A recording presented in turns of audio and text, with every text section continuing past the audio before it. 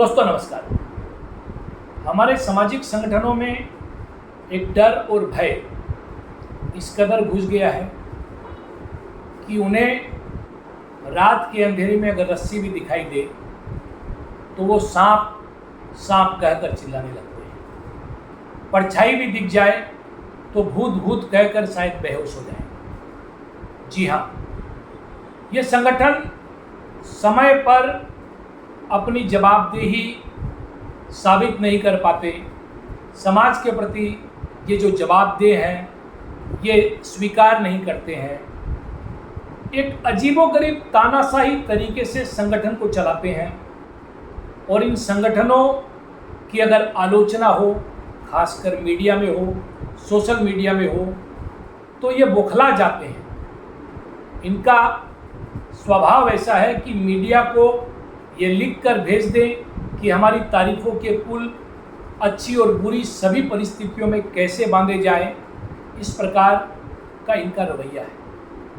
आज एक मीडिया में शिवसागर कांड में सामाजिक संगठनों की भूमिका को लेकर कड़े शब्दों में आलोचना कर दी गई। इस घटना के बाद इन संगठनों का जो डीप स्टेट है, ये डीप स्टेट एक बार फिर से सक्रिय हो गया। उस अखबार के ऊपर में टिप्पणी की जाने लगी, तरह तरह की बातें की जाने लगी। उस अखबार को बताया जाने लगा कि आप समाज के प्रति कितने जिम्मेदार हैं, और ये जिम्मेदार तभी है वो जबकि वो इन संगठनों की बुराइयों को ढके, इन संगठनों की कमियों को ढके और सिर्फ इनकी तारीफ करे। अगर इनकी क्रिटिसाइज कर दे, इनकी आलोचना कर दे, तो वो अखबार सही नहीं है। मैं अधिकतर इन संगठनों के निशाने पर रहता हूँ। उसके पीछे कारण यही है कि मैं खुलकर सच बोलता हूँ। इस बार एक दूसरे अखबार ने भी सच बोलने की हिम्मत दिखाई। उसका परिणाम ये है कि आज इन संगठनों के विभिन्न लोगों द्वारा उनकी न्यूज़ को शेयर किया जा रहा है। कुछ लोग उपदेश दे रहे हैं, कुछ लोग रोष प्रकट कर रहे हैं। एक ऐसी पोस्ट भी आई जिस पोस्ट में मंच के पीआरओ ने जो है लिखा है कि सोशल मीडिया पर जो लोग आक्रोश व्यक्त कर रहे हैं वो लोग कहाँ हैं। मंच के जो नेता हैं या सम्मेलन के जो नेता हैं वो बहुत कुछ कर रहे हैं, बहुत कुछ की है उन्होंने। शायद आज भी उनकी एक मीटिंग है। जब समाज का दबाव बढ़ा तो मीटिंगों का दौर चल रहा है। उन मीटिंगों में वो किनको बुला रहे हैं? उन लोगों को बुला रहे हैं महज जो लोग उनकी बातों में हाँ पे हाँ मिलाए, या जो लोग उनकी बातों के साथ इत्तेफाक रखते हो, जो उनकी बातों से इतर कोई सलाह रखते हो, मशवरा रखते हो, उनको नहीं बुलाया जाता। तो ये आलम है इन संगठनों का। शिवसागर में जो घटना हुई उसके बाद जो रोष है, सोशल मीडिया में जो रोष दिखाई दे रहा है, समाचार पत्रों के मार्फत जो लोग अपना रोष प्रकट कर रहे हैं, इसका मतलब है कि इस घटना के बाद जहां समाज के संगठन मरे हुए मृतक नजर आ रहे हैं, वहीं खुशी की बात है कि समाज जागृत नजर आ रहा है। समाज इस अपमान पर तिलमिलाया हुआ है। समाज इसका जवाब देना चाहता है और समाज समय का इंतजार कर रहा है। समाज चाहता है कि एक ऐसा मैकेनिज्म डेवलप हो कि उनकी वर्तमान और आने वाली पुश्तें जो है वो सुरक्षित रहें, वो आत्मसम्मान के साथ जी सकें। चूँकि इन संगठनों ने उनको फेल कर दिया है, ये असफल हो चुके हैं, केवल अपने एजेंडे को लेकर आगे बढ़ना चाहते हैं, नेताओं मंत्रियों के साथ फोटो खिंचवा कर खुश होना चाहते हैं, या अपने बारे में तारीफों के पुल बंधवा कर खुश होना चाहते हैं, या एक लोभी विशेष को खुश रखना चाहते हैं।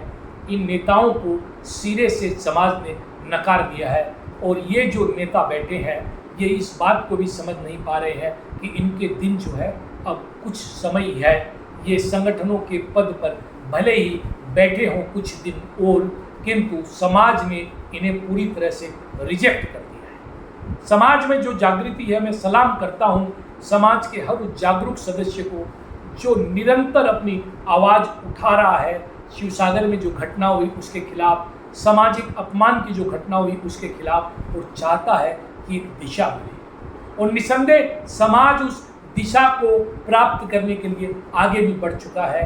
निरंतर समाज के विभिन्न जागरूक लोगों में चर्चाओं का दौर जारी है और आने वाले दिनों में हो सकता है कि कुछ ऐसी व्यवस्था नजर आए जो समाजोन्मुखी व्यवस्था हो, जो समाज के प्रति अकाउंटेबल हो, जो समाज द्वारा आलोचना किए जाने पर समाज की और सामाजिक व्यक्तियों की आलोचना न करे, आलोचना को सुधार कर स्वीकार कर सुधारात्मक रवैया अपनाए, जो वर्तमान नेतृत्व में कहीं भी नजर नहीं आ रहा है। इसके अलावा बात करेंगे श्रृंखल चोलिया की। श्रृंखल चोलिया पिछले कुछ दिनों से बौखलाए हुए हैं।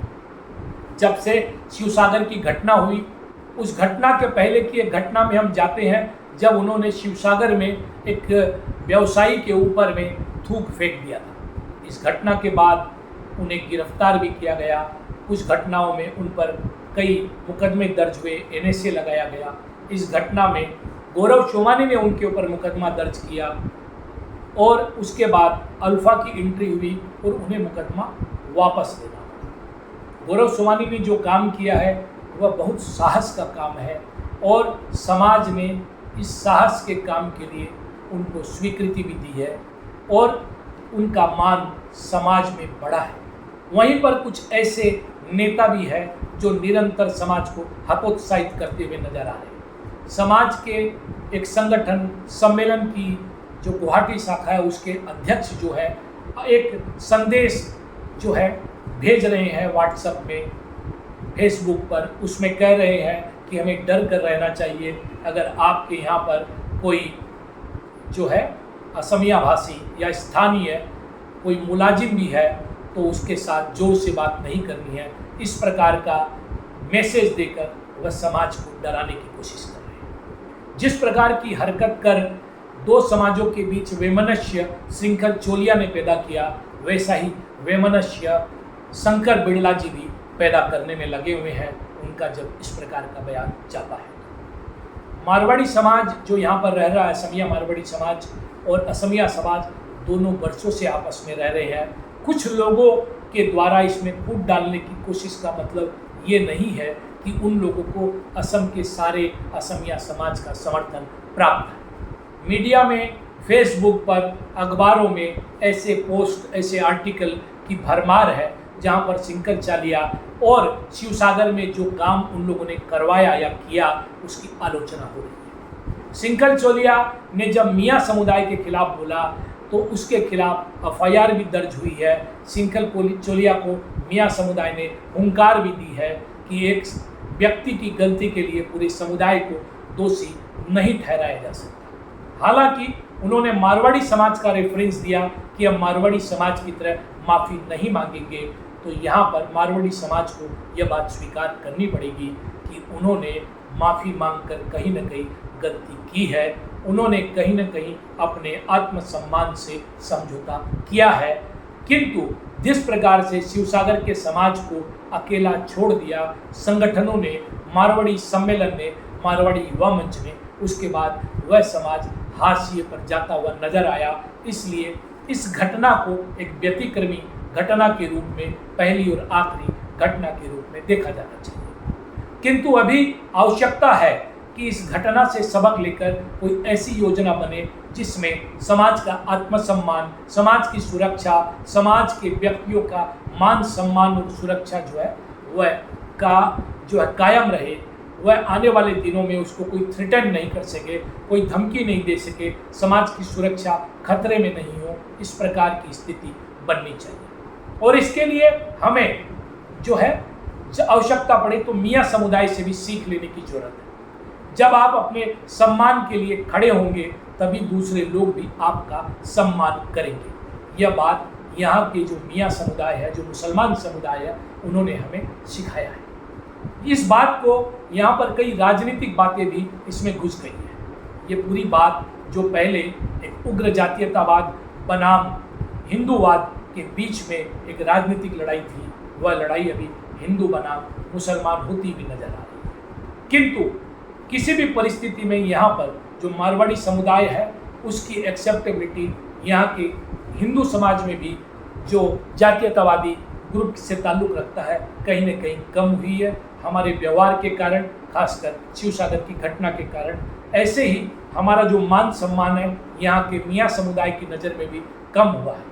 जो बदरुद्दीन अजमल कल अपनी गलती के लिए आपसे क्षमा याचना कर रहे थे, हो सकता है भविष्य में अगर इस प्रकार की कोई बात हो तो ऐसी क्षमा याचना वो न करे, गलती करने के बावजूद भी। समाज ने एक बहुत बड़ा एडवांटेज यहाँ पर खोया है और इसकी जिम्मेदारी सामाजिक संगठनों को लेनी पड़ेगी। सामाजिक संगठनों के नेतृत्व में अगर बुद्धि होती, अगर विवेक होता, अगर दूरदर्शिता होती तो वो समाज में जो आक्रोश है उस आक्रोश को समझते, समाज के साथ एक डायलॉग ओपन करते, समाज के युवाओं के साथ, समाज में जो आक्रोशित लोग हैं उनके साथ बैठते, उनकी शक्ति को अपने साथ जोड़ते और भविष्य में इस प्रकार की घटना नहीं हो इसके लिए इस ऊर्जा और शक्ति का उपयोग करते। समाज की आवाज़ को जिन जगहों पर, चाहे मुख्यमंत्री हो, चाहे राज्यपाल हो, चाहे केंद्रीय मंत्री हो, चाहे गृह मंत्री हो या प्रधानमंत्री हो या राष्ट्रपति हो, उस स्तर तक ले जाया जाता। समाज की आवाज़ को विभिन्न राज्यों के मुख्यमंत्रियों के पास ले जाया जाता और यहाँ की वास्तविक स्थिति को उनके सामने रखा जाता। इसके समाधान का सूत्र निकाला जाता और ये बताया जाता कि यहाँ पर इस वक्त एक राज्य सरकार चलने के बावजूद भी कहीं न कहीं मारवाड़ी समुदाय के लोगों को असुरक्षा की भावना के साथ जीना पड़ा। किंतु यह कोई भी प्रक्रिया नहीं अपनाई गई। आज तक मारवाड़ी मंच या मारवाड़ी सम्मेलन के द्वारा शिवसागर की घटना की निंदा नहीं की गई। आज तक उनका एक डेलीगेशन उस खिलाड़ी के साथ जाकर नहीं मिला। आज तक उनका डेलीगेशन शिवसागर नहीं गया। आज तक उनका डेलीगेशन जाकर शिवसागर के लोगों से नहीं मिला और उनके साथ एकजुटता प्रदर्शित नहीं की। अब भी कहीं ना कहीं ये संगठन के लोग अपने कुछ प्यादों को छोड़कर अपनी वाहवाही कराने में या अपना दामन बचाने में लगे हुए हैं ताकि वो बचे रहें, अपनी कुर्सियों को बरकरार रख सके। कोई राष्ट्रीय अध्यक्ष बनने की कामना कर रहा है अगली बार, कोई फिर से प्रांतीय अध्यक्ष बनने की कामना कर रहा है। यही उनका कुल मिलाकर एजेंडा है। समाज का सम्मान, आत्मसम्मान से उनका कोई सरोकार नहीं है। समाज की सुरक्षा से उनका कोई सरोकार नहीं है। शिवसागर के लोगों से उनका कोई सरोकार नहीं है। नहीं उनका कोई सरोकार जो है वह अन्य मारवाड़ी समुदाय के लोगों से। इसलिए समुदाय को बहुत गंभीरता के साथ इस नेतृत्व पर विचार करने की जरूरत है और अगर इस नेतृत्व को भगवान सद्बुद्धि दे तो इस नेतृत्व को भी विचार करने की जरूरत है कि अखबार में आपके कहे अनुसार बातें नहीं लिखी जाती। अखबार दर्पण है, समाज में जो बातें हैं उसी को वो प्रतिबिंबित करता है। आप अपने चेहरे से दाग हटाने की जगह दर्पण रूपी अखबारों पर जो है फोड़ने का काम अगर उनको करेंगे, उस दर्पण को, जो अखबार रूपी दर्पण आपको वास्तविकता दिखाता है, तो ये आपकी भूल है, आपकी गलती है। जैसे सिंकल चोलिया ने एक बयान दिया है कि हम यहाँ टैक्स लेते हैं, जैसे NSCN वहाँ टैक्स लेता है, वैसे यहाँ रहने वाले जो गैर असमिया भाषी व्यवसायी है उनको टैक्स देना पड़ेगा। इस प्रकार की बातें कहकर, या जब वो कहते हैं कि 90% लोग असमिया समुदाय के होने चाहिए, यहाँ तक बात ठीक है रोजगारों में, किंतु अगर असमिया समुदाय के लोग रोजगार में जाएंगे और रोजगार के नियमों के हिसाब से नहीं चलेंगे तो निश्चित रूप से उनको रोजगार देने में या मिलने में कठिनाई होगी।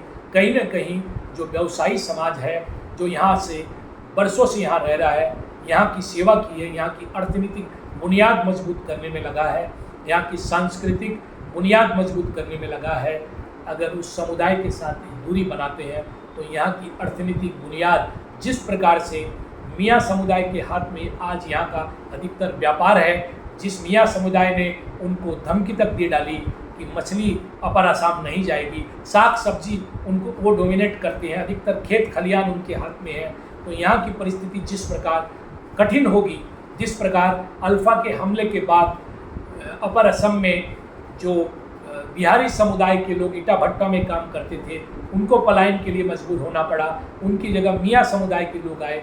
इसी प्रकार अगर यहाँ का व्यवसायी समुदाय कल यहाँ से किसी भी अवांछित स्थिति में जाता है तो यह व्यापार वाणिज्य सारा जिस समुदाय के हाथ में आएगा, उस समुदाय के साथ सिंघल चोलिया हो या यहाँ का जातीयतावादी ग्रुप हो या असम के लोग हो, असमिया हिंदू लोग हो, उन्हें डील करने में मुश्किलात का सामना करना पड़ेगा। कहीं न कहीं ये मुश्किल मुख्यमंत्री समझ रहे हैं, इसलिए निरंतर वो इस बात पर बोलते हुए नजर आ रहे हैं। इस बात को जातीयतावादी शिविर को भी समझने की ज़रूरत है कि भारतीय मूल के जो लोग हैं, जो यहाँ पर रह रहे हैं, उनसे न तो उनको राजनीतिक खतरा है, न ही उनकी ज़मीनों को खतरा है, न ही उनको जनसांख्यिकी तौर पर खतरा है। उनको किसी भी प्रकार का खतरा है तो वो संदिग्ध बांग्लादेशी मूल के लोगों से है। इसलिए वे स्वयं शांति से रहे और यहाँ के व्यापारियों को जो बरसों से यहाँ रह रहे हैं शांतिपूर्वक व्यापार और इन्वेस्टमेंट करने दे, ताकि राज्य की अर्थनीतिक बुनियाद मजबूत हो, यहाँ पर रोजगार के साधन उपलब्ध हो और राज्य जो है वह एक कंज्यूमर स्टेट से एक मैन्युफैक्चरिंग स्टेट की ओर आगे बढ़े। तो यह सब बातें न सिर्फ यहाँ के जातीयतावादी शिविर को, सिंघल चोदिया, बसंत गोगोई या अन्य सभी लोगों को, या जो 30 जनगोष्ठी संगठन है उनको ध्यान में रखने की ज़रूरत है, बल्कि यहाँ के मारवाड़ी संगठनों को भी ध्यान में रखने की ज़रूरत है। सभी संगठन आपस में सामाजिक सौहार्द बनाए रखें। मारवाड़ी संगठन अपने जो अखबार है, हिंदी अखबार है, जिनमें उनको क्रिटिसाइज करते हैं, उन आलोचनाओं को जो है धैर्यपूर्वक जो है स्वीकार करें और सुधार की प्रक्रिया के तहत अपने में सुधार लाए और खुद को समाजोन्मुखी बनाने का प्रयास करें। नमस्कार, वंदे मातरम, भारत माता की जय, जय आयोग होम। देखते रहिए नॉर्थ ईस्ट तक, सब्सक्राइब करना न भूलें।